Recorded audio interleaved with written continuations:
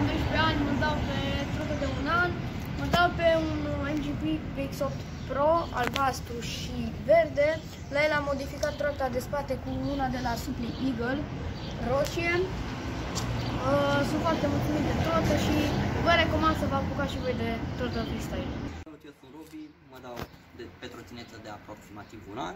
Mă dau pe un Ethic Era One cu clamp AO Oil Slick. Hai să vă spun ce am. Un ghidon Ethic Dry 8, un clamp AO Oil Slick, un headset de la Ethic DTC, tot Oil Slick, deck Era One, furcă Legion, roți de 110 in cube și o frână Flex, tot de la Ethic. Dial test MGP. Dial test Ethic.